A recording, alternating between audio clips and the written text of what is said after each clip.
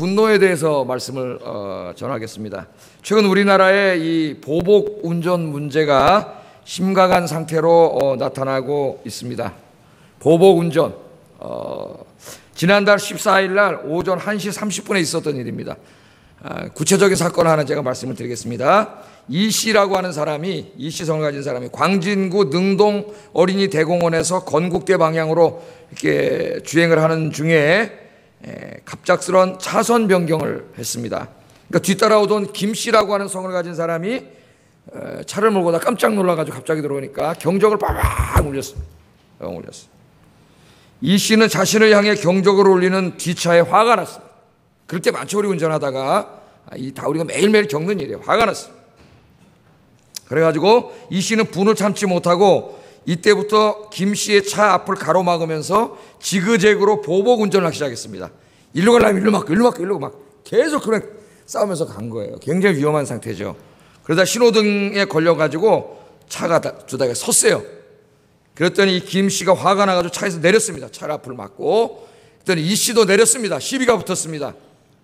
이 씨가 좀 힘이 셌는지 가슴으로 손가락을 찌르고 막 거칠게 막 폭력을 행사하고 이렇게 하니까 이 김 씨가 화가 나가지고 이 씨의 차 앞을 가로막고 경찰에 신고를 했습니다. 그랬더니 이 씨가 신고하는 김 씨를 보고 화가 나가지고 차를 타고 그냥 몰아버렸어요. 차로 몰차버리고 몰아갔어요. 사건은 이렇습니다.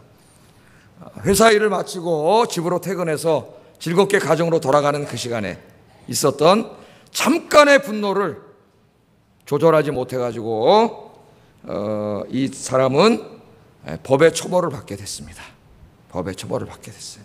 우리 지금 예배 끝나고 이제 집에 가는 중에도 벌어질 수 있는 일들이에요. 벌어질 수 있는 일들입니다. 이렇게 이 순간에 일어나는 분노를 참지 못해서 엄청난 사건을 저지르는 이런 일들이 벌어지는데, 이런 것을 분노 조절 장애라고 합니다. 분노 조절 장애. 분노 조절 장애가 있는 사람들이 있지만 상당수의 많은 사람들이 분노 조절 장애가 있습니다. 최근에 우리나라 보복 운전 문제가 심각한데, 지난해 보고된 통계를 보니까요, 보고된 보복 운전, 그러니까 이제 사건 접수된 것만 해도 1,600건이 넘는 거죠. 굉장히 위험한 거죠. 의도적으로 막 앞을 막고 막 이렇게 하는 거니까. 이 보복 운전이 대형 교통사고로 이어져 가지고 무려 35명이 생명을 잃었습니다. 고속도로에서 여러분 한번 이런 일이 벌어진다고 생각해 보세요. 어떤 사람은 어떤 여자 운전자를 아파트까지 쫓아와가지고 폭행을 한 사람도 있습니다. 분노를 참지 못해가지고. 여러분, 왜 보복 운전을 하죠? 왜 이렇게 생명을 건 위험한 일을 하죠? 별것도 아닌데.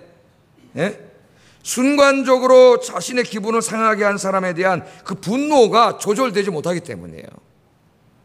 그래서 어떤 사람 텔레비전에 보면은 차를 앞에다 꽉 갑자기 세워놔서 뒷차가 들이받게 한 다음에, 그것도 분을 못 이기고 트렁크를 열고 망치를 들고 와가지고 앞유리를 깨는 이런 사람도 있어요. 이런 사람도. 그래서 제가 저희 집사람한테 운전할 때 절대 빠방하지 말아요. 빠방.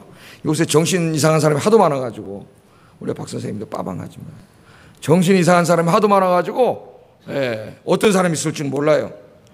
누구든지요, 우리 사람은 자기의 기분을 상하게 하면은 화가 납니다.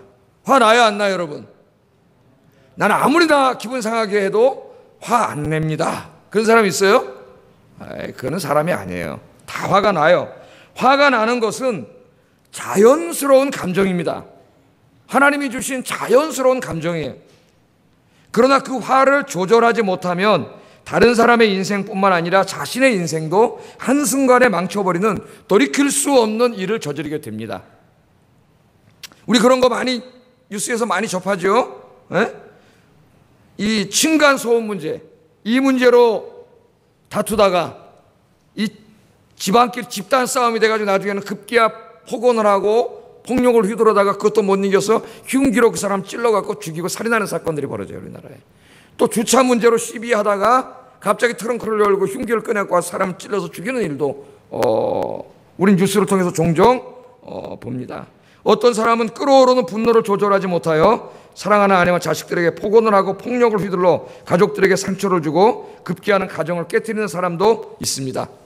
어떤 사람은 교회 공동체 안에서도 분노를 조절하지 못하여 교회를 시끄럽게 하고 결국 교회를 하나 되지 못하게 하는 사람들도 있습니다. 분노를 다스리지 못하면 돌이킬 수 없는 인생의 실수를 저지르게 됩니다. 오늘 본문은 분노에 관한 말씀입니다. 분노는 하나님께서 주신 자연스러운 감정이라 그렇게 제가 말씀드렸습니다.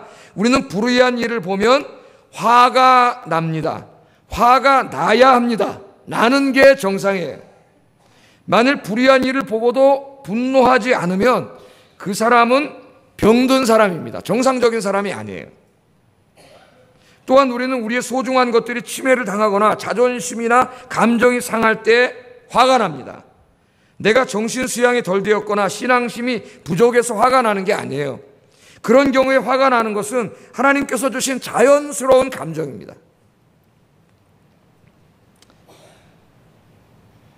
만일 어떤 사람이 나의 소중한 것들을 침해하고 있고 나의 감정을 계속 상하게 하고 있을 때 화를 내지 않으면 어떤 일이 벌어질까요, 여러분? 내가 화를 내지 않으면 그 사람은 계속해서 나에게 그렇게 할 거예요. 그죠? 내 소중한 것들을 건드리고 감정을 상하고 자존심을 상하게 하고 계속 할 거예요. 아까 같이 그냥 길에 지나가다가 아무도 모르는 사람인데 자동차 운전하고 가다 잠깐 그런 사람이야 그냥 참으면 돼요. 그거는 그냥 지나가 버리니까. 그러나 매일 만나는 사람일 경우에는 달라집니다. 이 생각이, 이 상황이 달라요. 부부간일 수도 있고 교회 안에서도 있을 수도 있고 이게 심각한 문제가 됩니다. 결국 나는 내가 화를 내지 않으면 그 사람은 계속 그런 행동을 하게 될 것이고 나는 그 사람을 미워하고 증오하게 될 것이고 관계는 깨질 겁니다. 그렇지 않겠어요? 만일 부부간에 이런 일이 계속 벌어지면 부부 사이가 점점 멀어져서 나중에 이 부부가 깨질 거예요. 고부간에 이런 일이 벌어지면 부모 자식 사이가 나중에는 돌이킬 수 없이 악화됩니다. 교회 안에서 벌어지면 교회는 하나 되지 못하고 분열됩니다. 요즘은 그 시어머니하고 뭐 며느리 이렇게 나와서 같이 이야기하는 프로들이 있어요. 종편 프로에. 그러면 어떤 집안을 가만히 들어보면 시어머니하고 이렇게 며느리 서로 살다 보면 이제 다른 사람이 모였으니까 서로 화나게 하는 게 있죠. 다르니까 화가 나죠. 그럴 때 이거를 꽁 하고 있는 사람도 있고 막 소리 질러 보는 사람, 이거 지혜롭게 해결하는 분들이 있더라고요. 건강한 대화를 통해서. 일단 오늘 이제 거기에 대해서 제가 말씀을 증거하려고 하는데, 그러므로 우리는 화가 나면은 화를 내야 돼요. 화를 내야 됩니다. 하나님이 화를 내라 그랬어요. 본문 말씀해 보니까. 자, 26절 상반절에 보면은 분을 내어도 죄를 짓지 말며 이렇게 되어 있습니다. 분을 내어도 죄를 짓지 말며. 그러니까 이거 직역을 하면은 화를 내라. and의 영어로 말 카이, 그리고 죄를 짓지 마라 이거예요. 직역하면은. 근데 많은 사람들이 이 말씀을 잘못 이해해가지고 하나님이 화를 내라 그러니까 이거 이상하게 해가지고 그렇게 번역을 하지 않고 화를 낼 수 있지만 죄는 짓지 마라 뭐 이렇게 자꾸 이렇게 좀 완화해서 해석을 하려고 그러는데 그렇지 않아요. 이 말씀 화를 내라는 거예요. 하나님이 화가 나는 상황에는 화를 내래요. 그러나 어떻게 화를 내라고요? 죄를 짓지 않도록 화를 내라는 겁니다. 그러니까 건강한 화를 내는 게, 건강하게 화를 내는 게 있고 죄를 짓도록 화를 내는 게 있어요. 그래서 오늘 제가 서론에 말씀드린 것처럼 만약에 보복 운전을 하거나 폭력을 행사하거나 받은 만큼 이렇게 돌려주거나 복수하거나 이렇게 화를 내는 것은 어떤 거예요? 이거는 죄를 짓는 거예요. 그렇게 하면 안 돼요. 우리는. 그래서 우리는 알아야 됩니다. 그럼 우리는 하나님의 자녀로서 어떻게 올바르게 화를 내어 잘못과 불의를 바로잡고 나를 지키고 우리의 관계를 회복할 수 있을까? 오늘 거기에 대해서 제 말씀을 증거하려고 해요. 그것은 뭐냐면 오늘 말씀처럼 하나님의 뜻 안에서 건강하게 화를 낼 줄 아는 겁니다. 어떻게 한다고요? 하나님이 화를 내라 그랬으니까 하나님의 뜻 안에서 건강하게 화를 내는 거예요. 그리고 오늘 설교의 핵심은 뭐라고요? 건강하게 화내기. 어떻게 하는 게 건강하게 화내기일까요? 오늘 좀 공부를 해보겠는데 먼저 이 공적인 분노에 대해서 좀 생각해 보겠습니다. 공적인 분노. 제가 이 설교를 할까 말까 그러다가 좀 하기로 했어요. 일반 좀 사회적인 문제도 다뤄야 되기 때문에 좀 하기로 했습니다. 자, 이 오늘 말씀해 보면은 분을 내어도 죄를 짓지 말라는 이걸 공적인 부분에 적용을 하면 어떻게 될까? 여러분, 자, 공적인 부분에 한번 적용을 해보겠습니다. 우리는 불의를 보면, 불의한 일을 보면은 아까 제가 어떻게 된다고요? 화가 나야지 정상이라 그랬습니다. 화가 나야 돼요. 만일 불의를 보고도 분노하지 않으면 우리 사회는 불의한 자들로 가득 찬 사회, 아무 희망 없는 사회, 그래서 더 이상 사람들이 살 수 없는 사회가 되어버립니다. 그렇지 않겠어요? 우리 사회 안에 일어나는 불의한 일들에 대하여 우리는 당연히 화가 나야 돼요. 분노해야 합니다. 자, 예를 들어 보겠습니다. 실제로 있었던 사건이에요. 최근에 우리 이 공립고등학교의 한 교사가 수년간에 걸쳐서 여학생들과 여선생들을 성추행했습니다. 성추행. 몇 년 동안 어떻게 학교에서 교장 선생님도 있고 교감 선생님도 있고 많은 선생님들이 있는데 거기서 그런 일이 벌어졌을까? 굉장히 의아한 일입니다. 의아한 일이에요. 피해를 당한 여학생들과 여선생님들이 진정을 했는데도 몇 년 동안 지속됐다는 거예요. 왜 그럴까요? 그 학교의 교장 선생님이 이 사건을 들었을 때 화를 내지 않았기 때문입니다. 여기 화를 낼 때 소리를 질렀다는 의미는 아니에요. 분노하고 이것을 처리하지 않았다는 거예요. 다른 교사들도 분노하지 않았습니다. 교육청에도 진정했는데 교육청 사람들도 분노하지 않았습니다. 이상하게 세계에서 성추행에 대해서 가장 관대한 나라가 대한민국입니다, 여러분. 이런 일로 재판에 넘어가 봐야 거의 무슨 무혐의 처리되거나 술 취해서 그랬다. 술 취하면 죄가 없나요? 술 취했다 그러면 또 정상을 참작하고 근데 우리나라 판사들이 왜 이런지 모르겠어요. 예? 똑같은 인간들인가요? 왜 그런지 모르겠어요. 서양에는 이런 일이 벌어지면은 130년형도 받습니다. 130년형. 죽을 때까지 못 나오는 거예요. 가명 없는 130년형. 여러분, 우리나라는 왜 이렇게 관대하죠? 마땅히 화를 내야 될 때에 화를 내지 않았기 때문에, 아무도 분노하지 않았기 때문에 이러한 잘못된 일이 계속 지속된 거예요. 몇 년 동안. 만일 우리가 그리스도인으로서 그 학교에 다니고 있었다면 내가 학생이든 선생이든 우리는 마땅히 분노했어야 합니다. 그 성추행 교사가 다시는 성추행을 하지 못하도록 화를 내고 분노를 했어야 돼요. 만약 그렇게 했다면은 그 첫날로 그 사건은 없어졌을 겁니다. 그 학교에서. 이만큼 분노는 중요해요. 우리가 길을 가고 있을 때 불량배들이 한 여성을 희롱하고 있습니다. 만일 우리가 그 장면을 보았다면 우리는 마땅히 분노해야 돼요. 그걸 보고도 화도 나지 않고 그냥 무서워서 저로 자기 혼자 지나간다면 이 사람은 병든 사람이에요. 그럼 우리 사회에는 백주대낮에 여성들이 마음 놓고 대로를 다닐 수 없는 그런 나라가 됩니다, 여러분. 왜 아이들이 길거리에서 요새 그렇게 호랑방탕하게 다니고 이상한 짓을 막 하고 다닙니까? 곁에 지나다니는 어른들이 화를 내지 않기 때문에 그렇게 되는 거예요. 만일 이러한 상황에서 우리 그리스도인들이 분노하지 않는다면 그것은 이 세상을 정의롭고 아름다운 하나님의 나라로 만들라는 하나님의 사명을 감당하지 않는 죄를 짓는 것입니다. 우리는 마땅히 그런 불의를 바로잡고 화를 내서 법을 고치든 어떻게 하든 바로 잡아야 돼요. 그런데 우리가 공적인 부분에서 불의를 보고 화를 낼 때 또는 사회적인 불의를 바로잡고자 할 때 우리가 명심해야 될 굉장히 중요한 게 있습니다. 우리 그리스도인들이. 그것은 우리의 목적은 화를 내어 불의한 자들을 형벌하는 데 있지 않고 그들을 변화시켜 새 사람을 만드는 데 있다고 하는 것입니다. 때로는 순간적인 형벌을 할 수 있겠죠. 감옥에 보낼 수도 있고. 그러나 궁극적인 것은 새 사람을 만들기 위함이에요. 우리는 불의를 행하는 사람에게 분노하여 힘으로 그를 제압할 수도 있습니다. 그죠? 어떤 사람 막 길거리에서 못된 짓을 하는 사람 우리 가서 힘으로 제압해야 돼요. 그 사람을. 필요하다면 당분간 사회로부터 격리시킬 수 있습니다. 감옥에 보내야 됩니다. 죄값을 치르게 해야 됩니다.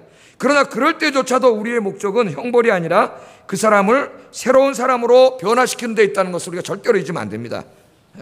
왜냐하면 이것은 우리 사회를 변화시키는 데 있어도 굉장히 중요한 일이기 때문에 그래요.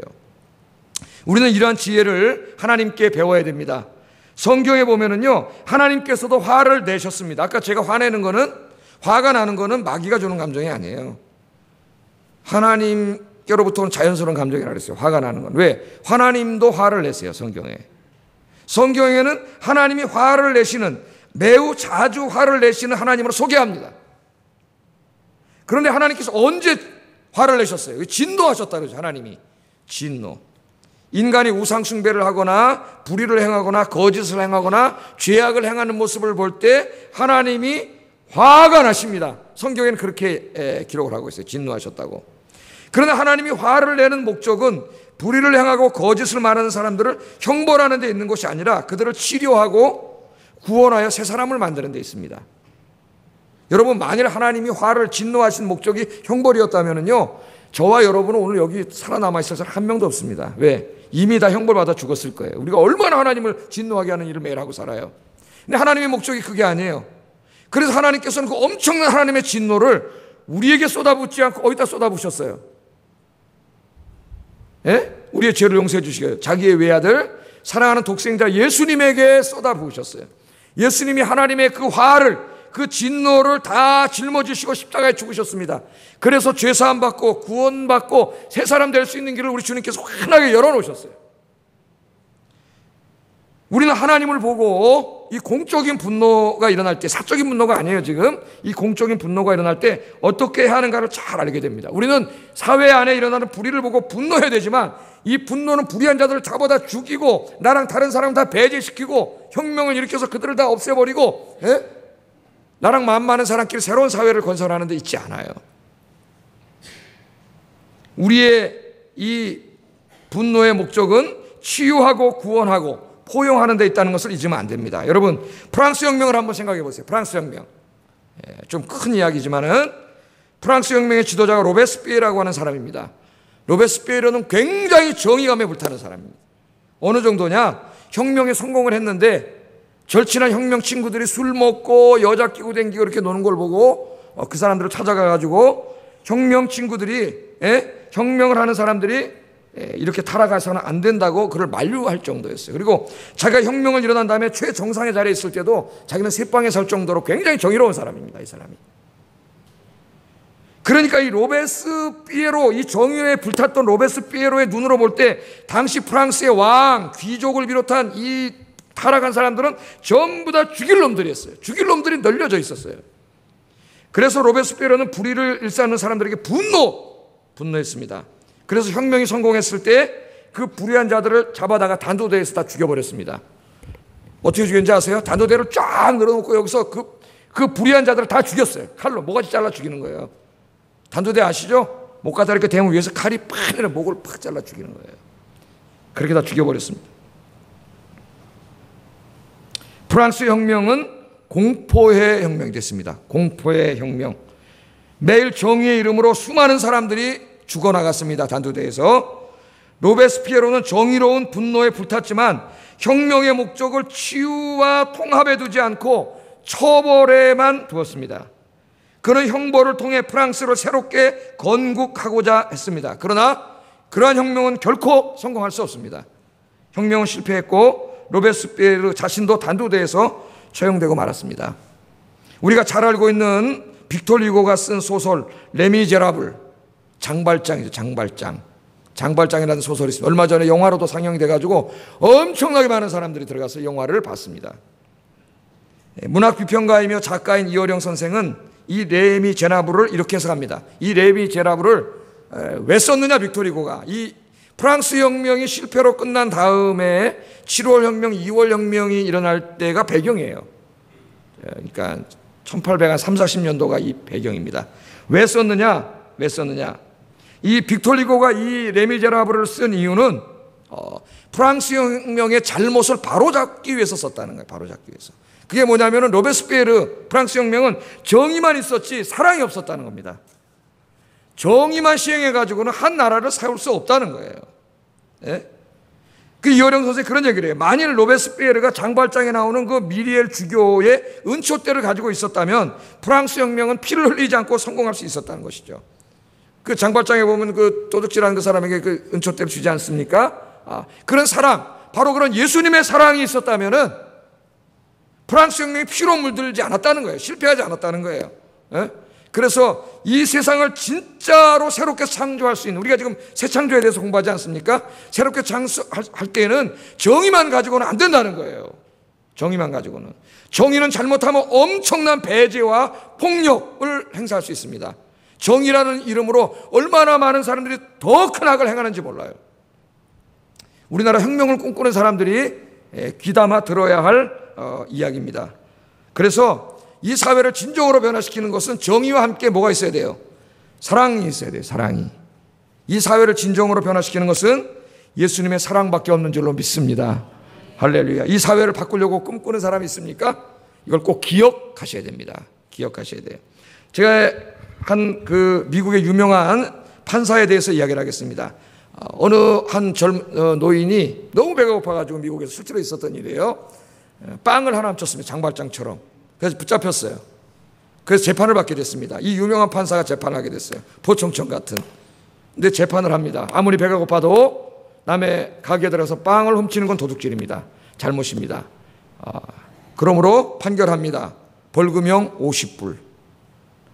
빵을 하나 훔치는 사람, 그렇게 가난한 사람이 그 당시에 경제력으로 50불의 형은 중형이에요, 중형.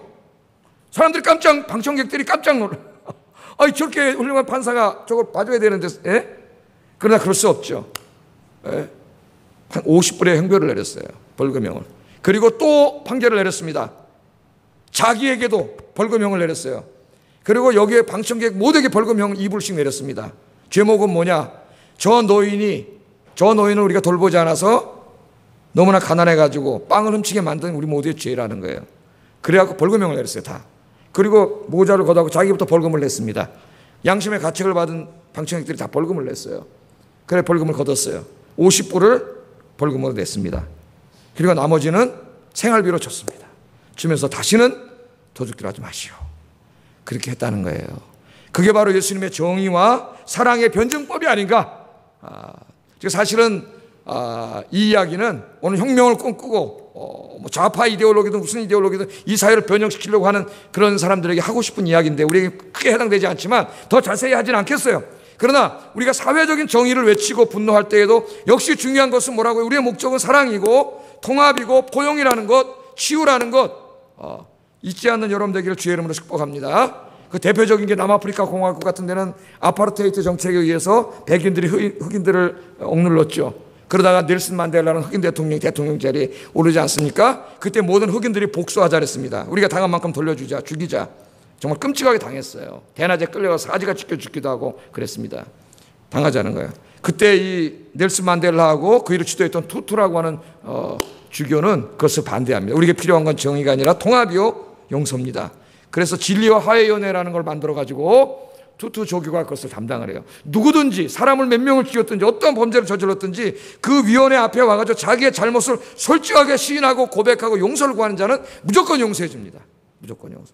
그래서 백인들 중에 그 죄를 지은 수많은 사람들이 거기 와서 자기의 죄를 고백해요. 정말 끔찍한 죄들을 고백합니다. 다 용서해 줍니다.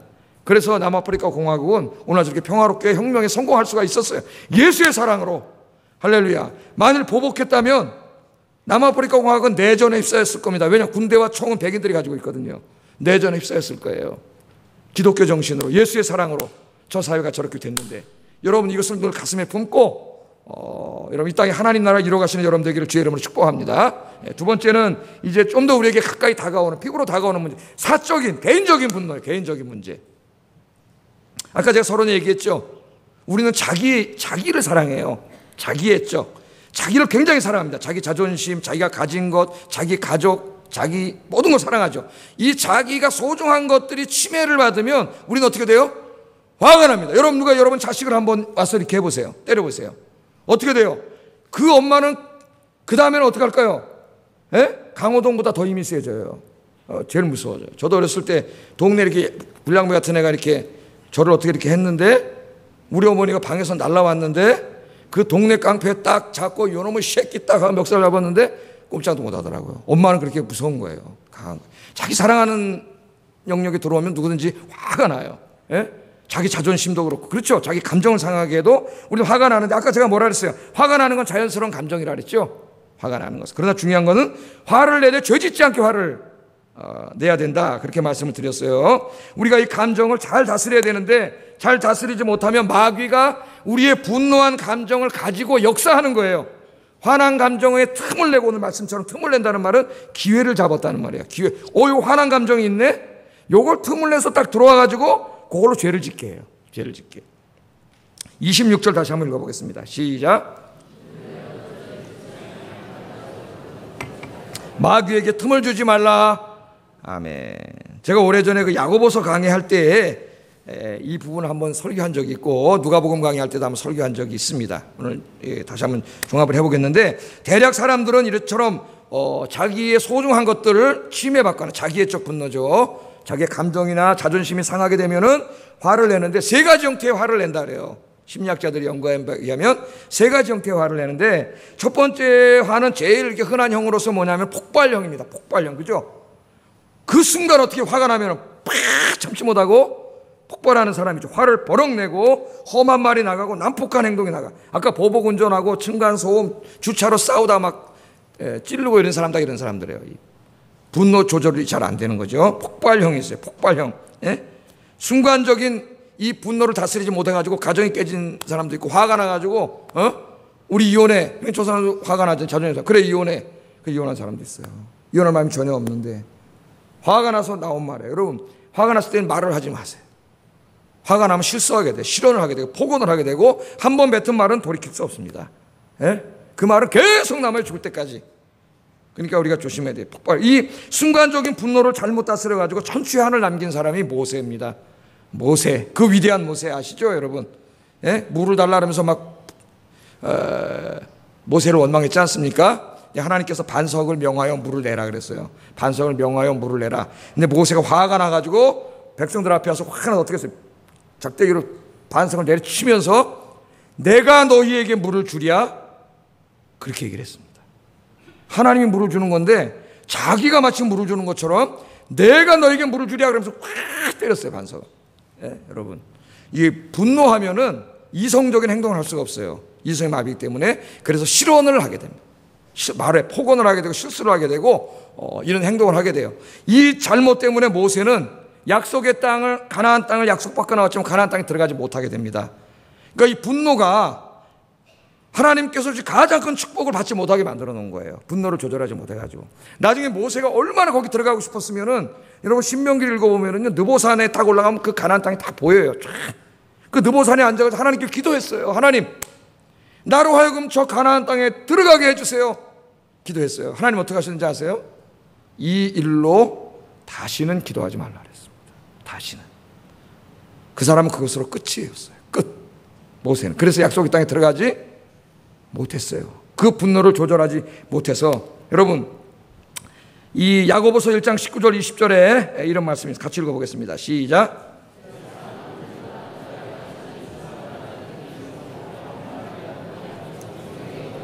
사람의 성내는 것이 하나님의 의를 이루지 못하느니라. 아멘. 사람의 성내는 것이 뭐래요? 성내기를 더디하라 했습니다. 사람의 성내는 것이 하나님의 의를 이루지 못해요. 폭발하는, 저도 잘 이 다혈질이 있는 사람들은, 저 같은 사람들도 폭발하는 이 죄를 지을 때가 있습니다. 폭발. 이것을 좀 많이 기도해야 됩니다. 저 자신도 많이 기도를 하는데 많이 기도해요. 아, 나는요 화났을 때 한번 확 하고요 뒤끝이 없어요. 웃기지 말라 그러세요. 뒤끝이 없긴 뭐가 없어요. 뒤끝도 있을 뿐만 아니라 내가 한번 폭발했는데 자기는 뒤끝이 없을지 몰라도 폭발해서 그 옆에 파편 맞은 사람 죽을 때까지 그 상처가 남아있는데 뭘 뒤끝이 없어요. 그러니까 그런 소리 하지 말고 기도하세요. 기도하세요. 이것은 죄를 짓는 거예요. 화를 내면서 어떻게 하는 거예요? 죄를 짓는 거예요. 죄를. 두 번째는 어떤 사람이냐면은 이 화를 폭발하지 않고 반대 사람이에요. 안으로 꾹꾹 쌓는 사람이 있어요. 안으로 화를 꾹꾹 쌓는데 여러분 이 화를 안으로 쌓으면은 이 화는 절대로 없어지지 않습니다. 여러분 그게 뭐가 돼요? 화병이 돼요. 화병. 그래서 평생 자신을 화나게 한 사람을 미워하고 원망합니다. 원망해. 예? 그래서 옛날에 그 노인들 풀어나와가지고 그 여러분 다 보셨잖아요. 우스갯소리로 남편과 아내 할머니 할아버지가 나와서 이 글자 맞히기 이거 하는데 보니까 평생 원수. 그러니까 할머니가 뭐라 그래요? 당신과 나 사이. 그러니까 뭐 천생연분 맞아. 평생 왼수야. 답은 평생 왼수. 평생 왼수지만 이혼하지 않고 그냥 그렇게 살아가는 부부도 많아요.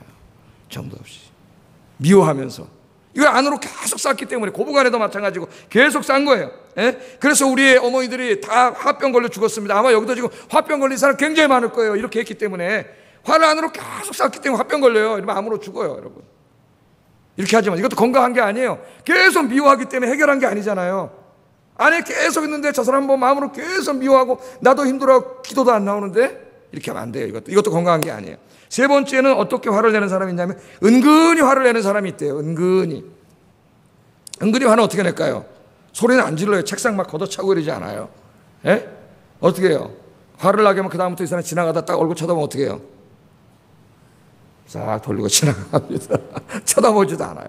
예? 화는 내지 않았지만 사람은 언어로만 말하지 않습니다. 눈으로 말하고 몸짓으로 말하고 다 이야기하잖아요. 예? 계속 그렇게 화를 내는 굉장히 힘든 거예요. 예, 굉장히 힘들고 지쳐요. 이 직장에서도 그런 사람들이 많다 그래요. 상사가 뭐라 그러면은 은근히 화를 내는 사람은 어떻게 하냐면은 일부러 일을 늦게 한다. 늘어늘 더 늦는 일이. 그럼 저 사람 속 터지게 만든다는 거예요. 속 터지게.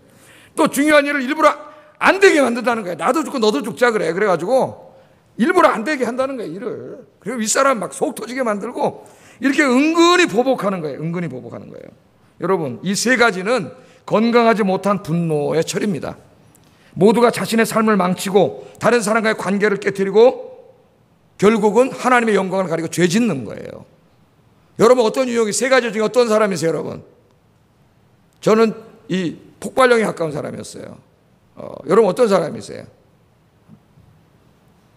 예? 한번 생각해 보세요. 여러분 어떤 사람? 이 세 가지는 다 옳은 게 아니에요.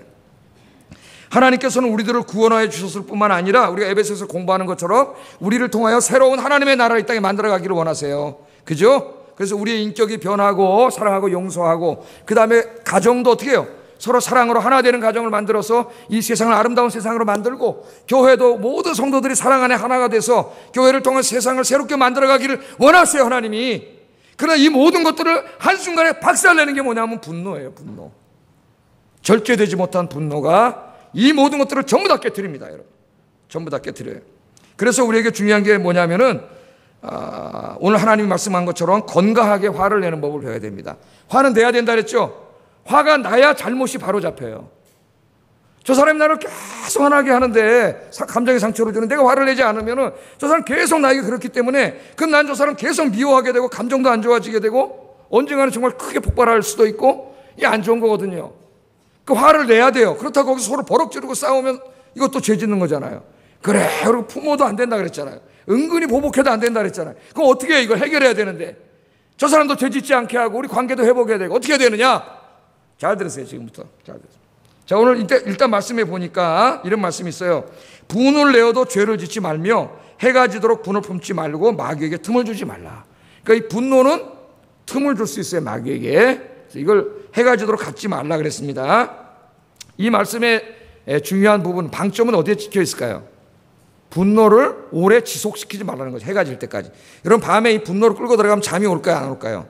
아까 나게 화가 나서 그 사람은 밤에 계속 생각하면 잠이 와요, 안 와요? 안 오죠. 밤새도록 생각하면 어떻게 될까요? 자꾸 화가 나고 이렇게 돼가지고 아침에 일어나면 철천지 원수가 되어 있습니다, 그 사람이. 그래, 오늘 나가 너 만나기만 해봐라. 가만 안 둔다. 에? 이렇게 돼요. 이 가져가지 말라 그랬어요. 분노를 해결하는 게 중요해요. 해가 지도록 분을 품지 말라 그랬습니다. 그래서 이 시인, 이거 이제 수필도 많이 쓰는 정호승 유명하죠? 가톨릭 신자인데 이 사람은 자기는 그렇게 이 말씀을 묵상한대요. 매일 자기 전에. 그럼 한번 해보세요. 묵상을 한답니다. 그래서 오늘 하루를 살면서 화나는 일이 참 많았는데 자기는 다혈질이라 그래요. 정호승 씨가. 해지기 전에 내가 자리에 누울 전에 이 화를 다 풀었는가를 늘 생각한대요. 말씀을 묵상하면서 매일매일. 그럼 한번 해보세요. 잠자리 가져가지 말라 그랬잖아요, 하나님이. 가져가지 마세요. 여러분 건강해지고요. 위궤양 걸려 아침에 속 쓰려요, 막. 에? 속이 자주 쓰린 사람은 이게 고쳐야 돼. 성격 때문에. 예? 여러분 고쳐야 돼. 자, 유대인들은요, 이 분노에 관해 가지고 네 가지 유형의 사람을 이야기합니다. 제가 이거 수요일에 잠깐 말씀드렸었는데, 첫째 사람은 뭐냐면 쉽게 화를 내지만 금방 푸는 사람이 있습니다. 쉽게 화를 내는데 금방 풀어요. 제가 여기 가까운 것 같아요, 보니까. 화가 다혈질적인 게 있어서 화가 나지만 금방 풀어요. 나 화를 오래 갖고 있지 못해요, 성격이. 그 다음에는 화를 잘 내지는 않는데 한 번 화를 내면 안 푸는 사람이 있어요. 안 푸는 사람이. 한 달이고 두 달이 막 꽉. 이런 부부를 보면 하여튼 뭐 한 달 동안 얘기도 안 한대, 어떨 때는 막. 밤만 치게 바짝 저기 가서 딱. 이게 집이 지옥이 되잖아요. 애들은 불안하고 지옥이 돼요. 세 번째는 화를 잘 내지는 않지만, 화를 이거. 예? 내지는 않지만 화를 내도 금방 푸는 사람이 있고, 뭐 꼬였는 되죠. 마지막에는 화도 잘 내고 한 번 하나면 풀지도 않는 사람이 있어요. 그런 유대인들은 어떤 사람을 가장 성자로 생각할 것 같아요? 화를 잘 내지 않고 서로 화를 냈다 하더라도 금방 화를 푸는 사람, 성자래요, 성자. 이 사람이 성자. 그 다음에 중요한 거는 그건 누구나 알겠죠. 2등이 중요합니다. 여러분에게 물어보겠습니다. 화를 잘 안 내는데 한 번 내면 꼭 안 푸는 사람이 훌륭한 사람인 것 같아요? 아니면 화는 잘 내지만 금방 푸는 사람이 가족 둘 다 완전한 사람은 아니에요? 좋은 사람인 것 같아요. 어떤 사람하고 결혼하겠어요? 여러분 만약 새롭게 결혼한다면 아까 성자는 빼고 누가 결혼하겠어요? 유대인들은요 화를 푸는 데다가 중심을 둡니다. 그래서 화를 잘 내지만 화를 잘 푸는 사람을 2등이에요. 2등. 3등이 화를 잘 안 낸다 할지라도 한 번 내면 안 푸는 사람이 더 밑에요. 3등에 더 나쁜 사람의 인격이. 꼴등은 뭘까요? 화도 잘 내고 화 잘 내면 안 푸는 사람이에요. 여러분들 기도의 제목이, 제 기도의 제목이 뭐냐면은 저는 지금 화를 유대인들이 하면 2등이에요. 근데 1등을 하기 위해서 지금 기도하고 있습니다. 1등을 하기 위해서. 화도 잘 안 내고 서로 화를 냈더라도 금방 푸는 사람. 여러분들 그런 분들이 되기를 주의 이름으로 축복합니다. 기도하세요. 그렇게 기도를 하세요. 자, 유대인들은 그렇게 생각을 합니다. 자, 이 화를 잘못 내가지고 다 가정도 교회도 다 깨지고 관계도 깨지고 다 그렇게 하는데, 자 그러면 우리가 이렇게 화를 낼 때 우리가 어떻게 해야 되느냐? 어떻게 해야 되느냐? 가장 중요한 게 뭐냐면은 건강하게 화를 내기 위해서는 화가 났을 때 기도하세요. 기도. 제 요새 이제 저도 이 화가 나면은 앉아서 기도합니다. 제일 먼저 기도해요. 옛날에는 기도고 뭐고 화가 나면 팍 이게 있었어요. 근데 이제 하나님 많이 깨닫게 해주시면서 기도를 해요. 화가 나면 그 화가 난 문제를 위해서 여러분도 기도를 하세요. 기도를 많이 하세요. 하나님 말씀 한번 보겠습니다. 디모데전서 2장 8절 읽어보겠습니다. 시작.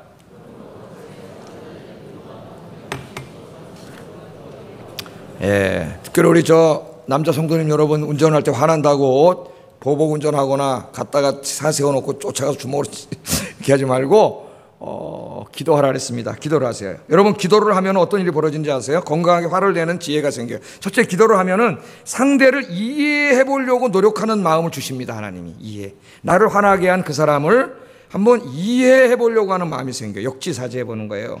네?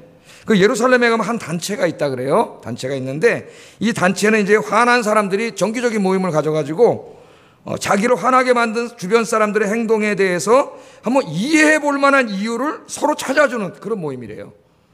이거 참 훌륭한 사람들입니다. 유대인들이. 우리는 보통 어떻게 해요? 나를 화나게 한 사람이 있으면 자기 친한 사람 쫓아가죠.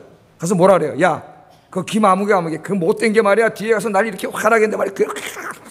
또 저쪽 집에 찾아가서 또 막 전화 걸어가지고 막 이러지 않습니까? 근데 이 사람들은 모여가지고 그 자기를 화나게 한 사람들에 대해서 한번 이해할 수 있는 것들을 서로 도움을 주는 그런 모임을 갖는다는. 예를 들면 이런 거예요. 가까운 사람의 자녀가 결혼식을 합니다. 그런데 청첩장을 자기 받지 못했어요. 그러면 우리 마음에 어떤 마음이 들어요? 서운한 마음이 들죠. 나오지 말라는 얘기인가? 가끔 제가 들으면 교회 안에서도 그런 게 들려요. 청첩장을 안 받아가지고 청첩장도 안 주네? 누군 줬대는데? 어떻게 돼요? 화가 나잖아요. 그때 분노하기 전에 유대인들은 그 사람을 한번 이해해 보려고 노력한대요. 서로 도움을 주는 거예요. 혹시 그 사람이 내게 이미 청첩장을 보낸 걸로 착각했을 수도 있지 않는가? 그죠? 그럴 수 있겠죠.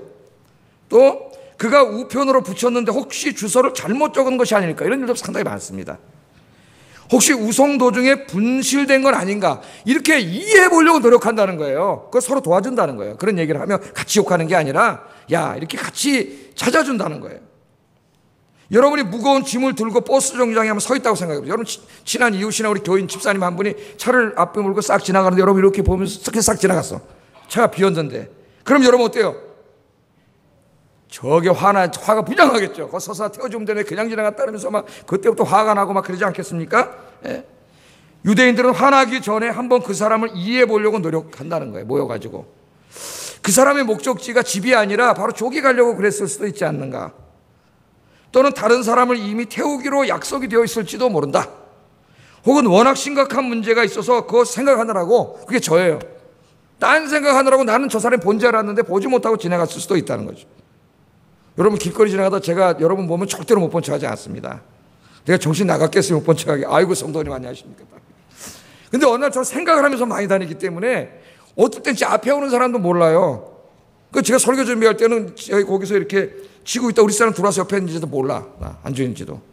그럴 때도 있으니까 이해를 좀 해주세요. 일부러 안 그래. 예? 그래 이해하려고 노력한다니까 이 사람들이 이걸 위해서 정기적인 모임을 갖고 화내고 싸우고 폭력 행사하지 않고 그렇게 화를 풀어가니 얼마나 훌륭한 사람들이에요. 그러니까 이 사람 세계를 지배하는 거예요. 이 사람들. 여러분, 화가 치밀어 오를 때 폭발하지 말고, 제가 이걸 해봐서 알잖아요. 성격이 다혈질이니까 5분 정도만 한번 참아보세요. 5분 정도만.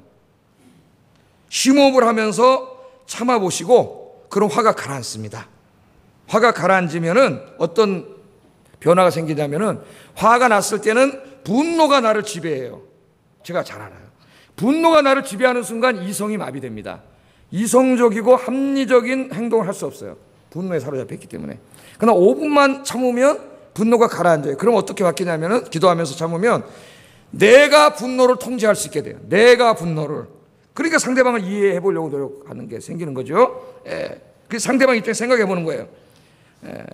제가 이 수요일 날 이게 얘기 한번 한 것 같아요. 제가 한 1년 전에 제가 실화합니다. 실화. 은행 일 때문에 은행에 갔는데 주차장이 꽉 차 있어 10,000원이에요. 한 10분을 여기저기 시장까지 다 봤는데 차 세울 데가 없어가지고 빨리 들어가야 되는데, 그래서 잠깐이면 될 것 같아서 그 주차장 옆에 그렇게 놓고 잠깐 들어갔다 나오려고 했어요. 전화 한번 빨리 빼주려고. 차를 세우려는데 뭐가 삑 보니까 물통 같은 걸 못 들어가게 해놨더라고, 못 세우게. 그래서 손으로 물통을 치우는데 그 이제 수위 아저씨가 화가 나가지고 화를 내고 짜증을 내면서 차 세우면 안 된다고 막 그러는 거예요. 저한테. 그 제가 어떻게 했습니까? 순간 화가 났습니다. 왜 화가 났는지 화가 났어요. 화가 났어요. 한마디 하려다가 목사인지 알 수도 있는데 참았습니다. 참았어요. 다시 차를 빼고 한참 헤매다가 간신히 이렇게 차를 세웠는데, 그러면서 이제 그 시간이 지났잖아요. 5분이. 가만히 생각을 해봤습니다. 관리인 입장에서 배운 대로 한번 해봐야지. 나만 설교만 하면 안 되잖아요. 나도 실천을 해야지. 배운 대로 이제 한번 생각을 해봤어요. 가만히 생각을 해보니까 그 사람은 잘못이 없어요. 왜냐하면 그 사람은 자기의 맡겨진 업무를 충실히 했을 뿐이에요. 못 세우게 한 거예요, 그 사람은. 그럼 내가 왜 화가 났을까 한번 생각해 봤습니다. 저에게는 아마도 내가 그런 대우를 받아서는 안 되는 사람이라고 하는 자기애가 있었던 것 같아요. 자기애 쪽 분노가 일어난다 그랬죠. 이런 대접을 받으면 안 되는데, 어쩌면 나는 잘 모르겠지만 그 사람이 나보고 아저씨 그래서 화가 났을 수도 있어요. 교회가 목사님이라고 그러니까. 목사의 병입니다. 목사들의 병. 자기애 쪽 분노가 생겼던 것 같아요. 제가 볼 때. 그래서 반성을 했어요. 반성을. 여러분, 살다 보면 이런 비슷한 일들이 굉장히 많이 벌어집니다. 우리는 모든 일을 화가 나면은 자기 위주로만 생각해요. 화가 났을 때는 보면 남의 입장이고 배려 전혀 안, 자기 입장에서 모든 걸 바라보기 때문에 화가 확 치밀어 오르고, 그때는 정말 실수할 수 있어요. 제가 실수한 얘기 30대 이때 실수한 얘기 더 있지만 창피해서 안 하겠습니다. 지금은 이제 그렇게 하지 않는데, 이 다혈질을 가진 사람들에게 있어서 불의를 보거나 이러면 참지 못하는 그런 게 있기도 하고 그런 게 있어요. 자기 위주로만 생각하는데, 그러나 기도하면서 내려가면은 자기의 잘못도 보인다는 겁니다. 자기의 잘못도 보이고 역지사지하게 되는 거예요. 그래서 분노가 일어날 때 5분에서 10분 정도만 참아보는 훈련을 한번 해보세요. 이거 운전해보다 보면 금방 할 거예요. 운전하다 확 나면 정말 쫓아가고 싶은데, 이거 주님, 믿음 좋은 사람이 참아야지. 그리고 5분만 달리면은 다 없어지잖아요. 아까는 정말 저놈이 조폭이고 뭐고 세워놓고 그냥 한방 가서 이런 분노에 휩싸이면 뭐 없어요. 눈에 보이는 게 진짜로. 저도 그런 실수한 적이 있기 때문에 정상으로 돌아와요. 이성적으로 생각할 수가 있습니다. 그래서 제일 먼저 화가 확 나면은 어떻게 하라고요? 말하고 행동하지 말고 뭐 하라고요? 기도하세요. 기도. 제가 쓰는 방법이에요. 기도하면 하나님이 한 5분, 10분 안에 화도 누그러뜨려 주시고 상황을 객관적으로 보게 하셔서 분노가 나를 지배하지 않고 내가 분노를 지배할 수 있는 상태로 만들어 주세요. 자, 그리고 이 건강하게 화를 낼 수 있게 하나님이 해 주십니다. 정신과 의사인 정도원 씨가 쓴 이 프로이드의 의자라는 책이 있어요. 여기 보면은 화가 났을 때 그걸 건강하게 처리하는 방법을 가르쳐 줘요. 화가 났을 때. 제일 좋은 방법은 아까 뭐라 그랬어요? 숨을 한번 깊게 쉬라 그랬습니다. 그래서 이것도 들이쉴 때는 3박자로 한번 쉬어보세요. 들으셔보세요. 여러분, 화나게 하는 사람이 화나니까 내뱉을 때는 5박자로 내뱉으래요. 우리 그러지, 한번 하나면 참자 한번 그렇게 하라는 거예요. 정말 그렇게 하면은 화가 나가요. 여러분, 이거 자동차 이렇게 어디 주차해놨다가 갑자기 문 열면 확 덥지 않습니까? 그때 창문만 열어놔도 열이 확 빠져나가죠. 순간적으로 그런 것처럼 화가 빠져나가요. 그리고 상대방의 입장에서 생각할 수 있는 모드로 달아옵니다. 그때의 대화를 하라는 거예요. 그때에. 부부간에도, 특히 부부간에 뭐 교인간에도 마찬가지고, 화가 났을 때는 하지 말고 이때 대화를 하라는 거예요. 대화를 하는데 내가 이 대화를 할 때는 상대방을 굉장히 존중하는 태도와 어휘를 사용해야 됩니다. 어떤 사람들은 화해하러 갔다 더 크게 싸우고 오는 사람이 10중 8구예요. 그래서 어떤 사람이 근데 우리 다 이야기 다 해서 화 풀래 그러는데 하지 말라 그래요. 성숙되지 않은 사람은 100중 10중 8구 더 싸우고 옵니다. 왜? 가가지고 또 옛날 얘기하고 또 야 그랬냐 이러다 더 싸우고 와. 나 하지 말라 그래. 그냥 기도하고 잊어버려. 그러나 우리가 배워야 돼. 이제 배우면 그렇게 해야 돼요. 여러분 잘해야 됩니다.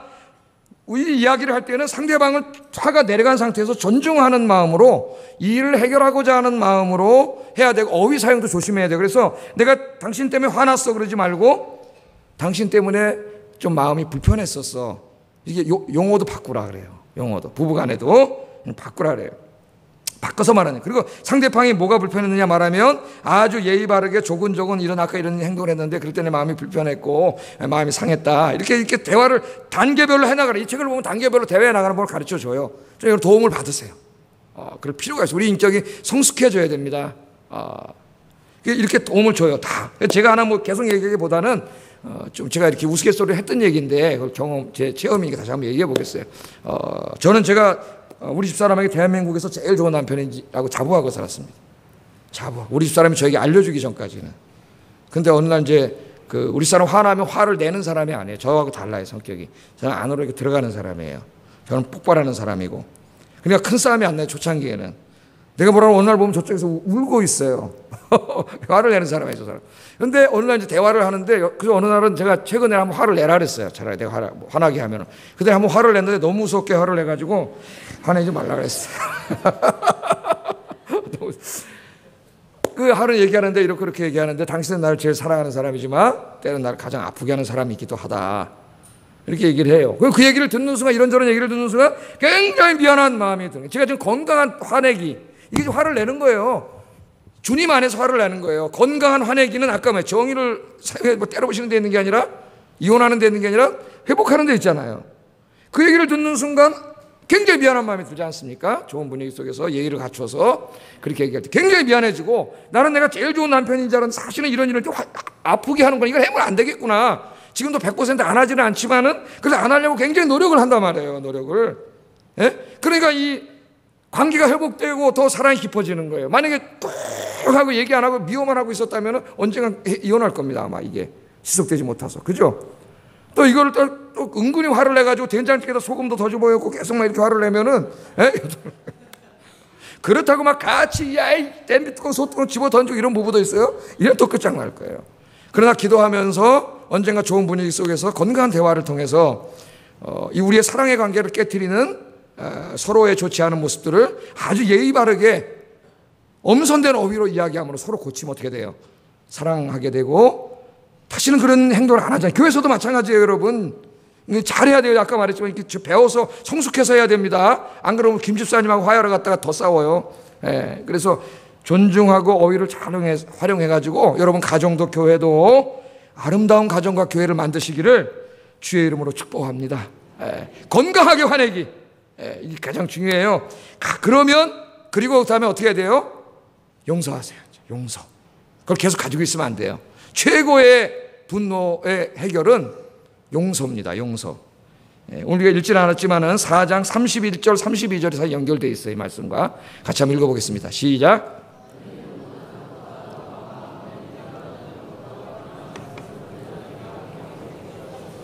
서로 용서하기를 하나님이 그리스도 안에서 너희를 용서하신 것 같이 하라. 아멘. 그렇게 건강하게 화를 낸 다음에 다 용서하고. 오늘 이제 하나님 가르쳐 주셨어요. 오늘부터 집에 가서 부부관계부터 먼저 해결하세요. 부모 자식 간에도 해결하고, 또 이제 교회 성도들 간에도, 또 친척 여러분 뭐 동서 간에 뭐 있잖아, 갈등 관계, 고부 관계 다 해결해서 여러분의 가정과 우리 교회를 천국으로 만드시는 여러분 되기를 주의 이름으로 축복합니다. 기도하겠습니다. 말씀을 생각하면서 기도하겠습니다. 살다 보면 우리를 분노케 하는 일들이 하루에도 12번 이상 벌어집니다. 사회에서, 가정에서, 직장에서, 교회에서, 심지어는 가장 사랑하는 부부간에도 이런 일들이 벌어집니다. 하나님 오늘 배운 말씀처럼 먼저 내가 화날 때 기도하게 하시고, 기도하는 가운데 건강하게 화를 풀게 하시고, 용서하여 사랑의 관계를 회복하게 해 주시옵소서. 기도하겠습니다. 사랑하시는 아버지 하나님, 감사합니다. 오늘 분노에 대해서 말씀을 증거했습니다. 저 자신이 이것에서 자유롭지 못한 사람이고, 하나님, 화가 나는 것은 자연스러운 감정이지만 분노의 감정을 건강하게 조절하지 못함으로 하나님의 영광을 가리고 죄를 짓고